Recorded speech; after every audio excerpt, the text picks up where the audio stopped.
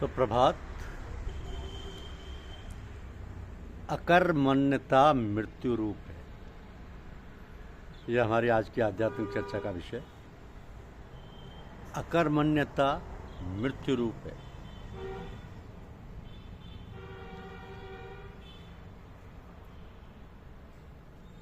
ऐसा कहा जाता है कि पतन के 6 द्वार हैं।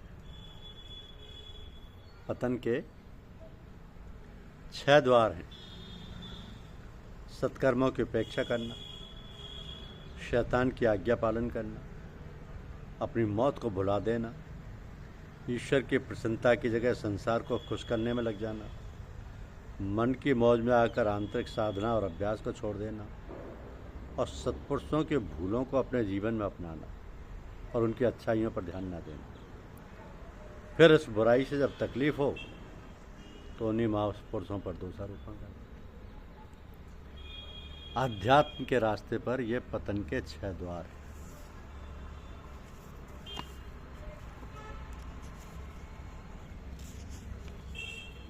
तो सफलता के सूत्र क्या हैं?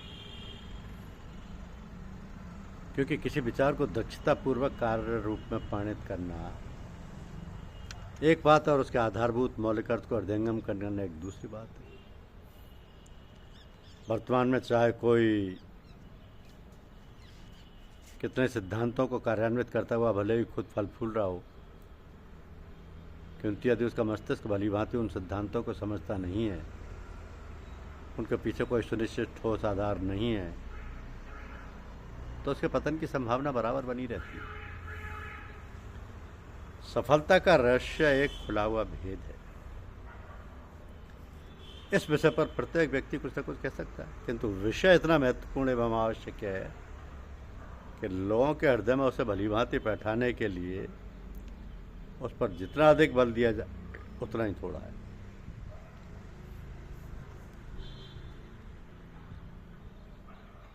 कुछ संदर्भ में प्रयास देखिए कि कल निनाद से बहने वाले निर्झर और एक स्थान पर बद्ध तालाब रोज अपनी मूक एवं सरल भाषा में हमें यह उपदेश देते हैं कि काम करो, अहर्निश काम करो। प्रकाश ही प्राणी मात्र का प्राण एवं मुख्य जीवन आधार है। देखो इस प्रकाश के द्वारा स्पष्ट पर क्या प्रकाश पड़ता है।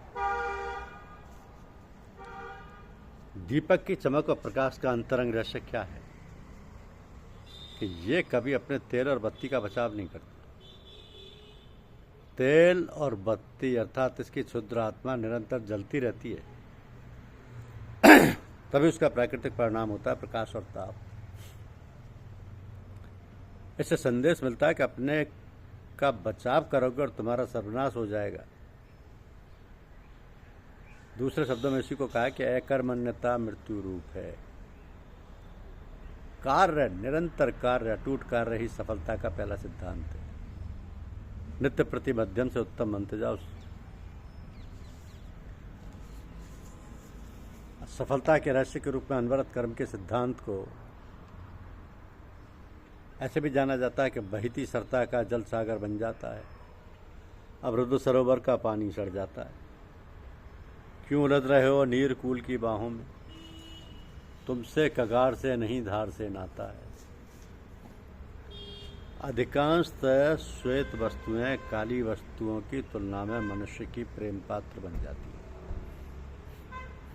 तो हमें श्वेत की सफलता के कारण की खोज करनी होगी, क्योंकि प्रकृति विज्ञान हमें रंगों के प्रदर्शन का रहस्य बतलाता है। वास्तव में लाल रंग लाल नहीं, हरा रंग हरा नहीं, हम जैसा देखते हैं वैसा नहीं। गुलाब के लाल पुष्प की लालमा उसकी फेंकी हुई चीज़ है।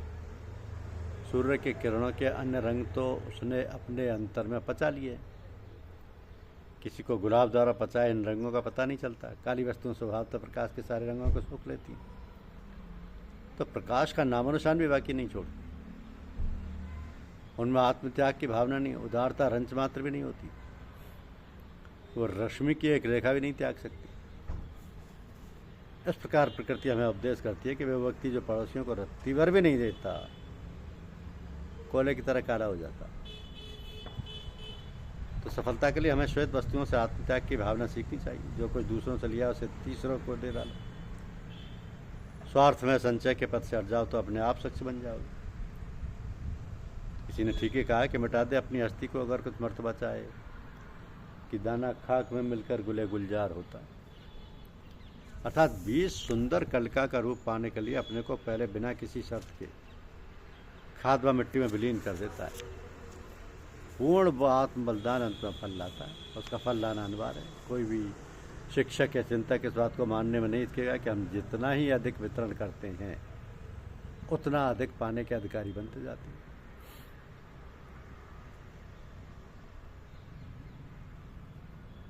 हैं।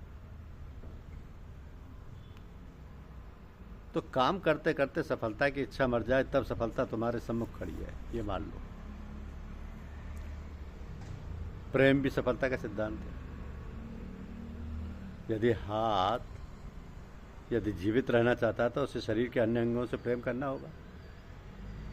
यदि वो सोचे उसकी कमाई से दूसरे अंग लाभ क्यों उठाएं, तो उसे उत्तम भोजन पदार्थ अपने चरम में ही घुसा लेना चाहिए और तभी वह अन्य अंगों को अपनी कमाई से वंचित कर सकता है, जो कि संभव नहीं है। हाथ केवल तभी फल फूल सकता है जब वह व्यवहारतः शरीर के अन्य अंगों के साथ अपनी वास्तविक आत्मीयता अनुभव करे।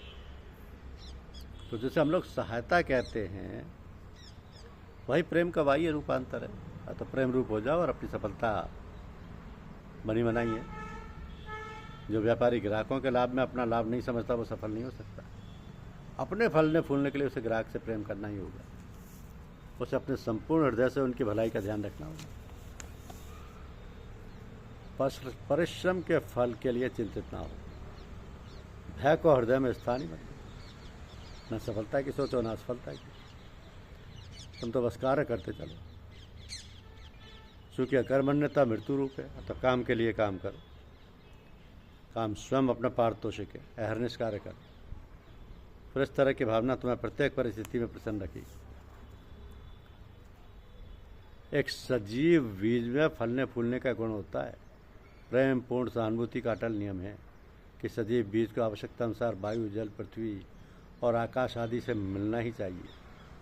ठीक इसी भांति प्रसन्नचित्त कर्मयोगी को हर एक की जितनी सहायता हो सके करनी चाहिए। यदि अंधेरी रात में 20 मील की यात्रा करने का अवसर मिले, वह हाथ में 10 फुट तक के प्रकाश फेंकता दीपक हो, तो संपूर्ण अंधेरे मार्ग की चिंता से क्यों मरे जाते? अंधकार में एक भी पग नहीं धरना पड़ेगा। इसी प्रकार एक आदर्श सच्चे कर्मयोगी को अपने मार्ग में व्यर्थ बाधा नहीं पड़ती।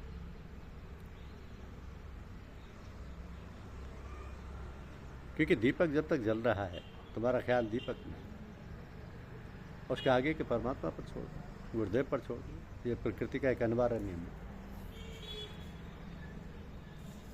ये प्रकृति का एक अनिवार्य नियम है। सब कुछ किसी भी व्यक्ति के हाथ में नहीं होता। सफल जीवन का नैसर्गिक, अंतिम किंतु महत्वपूर्ण सिद्धांत, सफलता का प्राण, सफलता की मुख्य कुंजी यह आत्मनिर्भरता और आत्मविश्वास। ये मनुष्य स्वयं अपने भाग्य का विधाता है। तो मनुष्य की निर्भरता ईश्वर पर होनी चाहिए, परमात्मा पर होनी चाहिए। धन्यवाद। यूट्यूब चैनल को लाइक और सब्सक्राइब अवश्य कीजिए। शुक्रिया।